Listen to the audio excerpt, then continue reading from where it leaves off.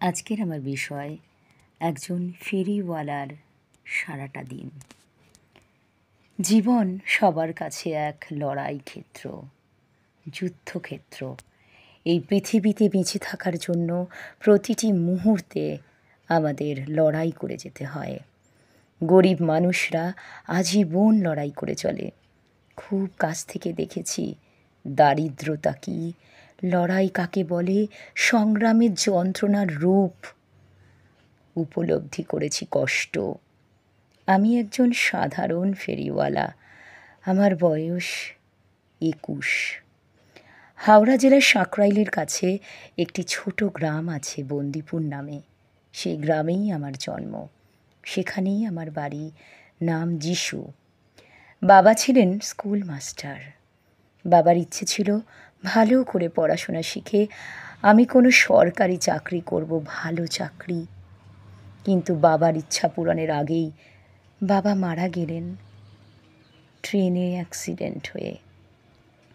মা তেমন লেখাপড়া জানতেন না, তার উপর আবার প্রায় অসুস্থ হয়ে থাকতেন। পঞ্চম শ্রেণীতে পড়তে পড়তেই সব পাড়ার মানুষরা আমাদের কাছে ছুটে এসেছিল, কারণ বাবা তখন আর নেই। আমাদের সংসারের কি অবস্থা হবে, মা কিভাবে সংসারটাকে টেনে নিয়ে যাবে। আমি তো পঞ্চম শ্রেণীর ছাত্র। আমার আর পড়া হলো না। পড়ার জন্য কেউ আর আমার সাহায্য করল না। পড়ার পাঠ শেষ। সংসারের আর্থিক অভাব মেটাতে নেমে পড়লাম সাইকেল নিয়ে ফেরি করতে। সাইকেলটা আমাকে আমার এক প্রতিবেশী দিয়েছিলেন। সেই হলো আমার ফেরিওয়ালা জীবনের সূত্রপাত। বেশি অর্থ না থাকার দরুন কম দামি জিনিসগুলো বাজার থেকে কিনে গ্রামে চলে যেতাম বেচার জন্য। চিরুনি, নীল কাটার, ন্যাপথলিন, মাথার ফিতে, বাচ্চাদের মজাদার খেলনা, রং পেন্সিল, খাতা, বই ইত্যাদি। আমার প্রতিদিন কিভাবে কাটে তোমরা জানতে চাও? সকাল 5:30টায় ঘুম থেকে উঠি, তারপর বাড়ির চারপাশের বাগানগুলো পরিচর্যা করি। ওখানে আমার বাবার হাতে লাগানো অনেকগুলো গাছ আছে, তাতে এবার ফল ধরবে।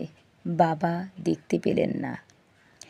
এরপর মায়ের দেওয়া চা খেয়ে স্নান সেরে আসি।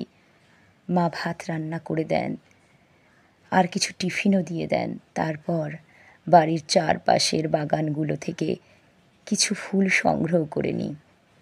সামনে একটি মন্দির পড়ে, সেখানে ঠাকুরের পায়ে অর্পণ করি। এরপর বেরিয়ে পড়ি বাড়ি থেকে অনেক দূরের গ্রামগঞ্জে। প্রতিদিন এক গ্রামে যাই না, পাশাপাশি গ্রামগুলোতে ঘুরিয়ে ফিরিয়ে যাই। আমার আবার কতগুলো ফেরিকলার আলাদা ভাবনা আছে। মিষ্টি মধুর ছড়ার মধ্যে দিয়ে আমি জিনিসগুলোকে বিক্রি করে ফেলি। ছোট ছোট বাচ্চারা যখন ছুটে এসে কাকু কাকু বলে দুহাত বাড়িয়ে দেয় আর জিজ্ঞেস করে, রবারের সাপটার দাম কত কাকু? আর ওই লাল বলটা? আর ওই যে ছড়ার বইটা? আর ওই ভূতের গল্পের বইটা? আমি সঙ্গে সঙ্গে তালের হাতে তুলে দিই। আমার যে কি আনন্দ হয় কি বলবো। আমি তো পড়তে পারিনি, কিন্তু এরা যদি পড়তে পারে। কিন্তু যখন ভদ্র মহিলারা নেল কাটার, মাথার ফিতের দাম নিয়ে দাম দস্তুর শুরু করে দেয়, এই দরদস্তুর আমার ভালো লাগে না। নিজেকে ভীষণ ছোট মনে হয়। আমি কি বাড়িয়ে বলছি, কিন্তু আমি তো ওরকম নয়। একটু বিশ্রাম করে দুপুরবেলা হালকা কিছু খাবার খেয়ে নিই, তারপর আবার বেরিয়ে পড়ি ফেরি করতে। সন্ধে হয়, আবার একটা গ্রাম, আবার আর একটা গ্রাম। রাত 12টা কি 12:30 হয়। চারিদিক অন্ধকার। কয়েকটা রাস্তার কুকুর আমাকে চেনে, তারাই সঙ্গে থাকে। আস্তে আস্তে আমি সাইকেল চালিয়ে ঘরে আসি। দেখি বৃদ্ধা মা আমার জন্য না খেয়ে অপেক্ষা করে আছে। রাত্রিকালীন খাবারটা খাই, শুয়ে পড়ি। একটা দিন শেষ। প্রতিদিন ফেরি করি, শুধু মঙ্গলবার ছাড়া, কারণ ওই দিন গ্রামের কেউ কিচ্ছু কিনবে না। ফেরি করে কখনো 500 টাকা পাই, কখনো 100, কখনো 50। মা ও ছেলেতে চলে যায় কোনো রকমে। আমি শুধু মনে করি, গরিব মানুষদের স্বপ্ন কি দেখতে নেই? তাদের কি স্বপ্ন দেখা বারণ? কিন্তু আমি যে স্বপ্ন দেখতে চাই, বাস্তবে কিছু করেও দেখাতে চাই, বাবার স্বপ্ন পূরণ করতে চাই। জীবন লড়াইয়ে, জীবন সংগ্রামে আমি জয়ী হবই হব। এইভাবে জীবন যুদ্ধে লড়াই করে টিকে থাকতে চাই আমি এই বিশাল পৃথিবীতে। আমার স্থান আমি করবই করব। আজ এ পর্যন্তই থাকলো একটি আত্মকথা।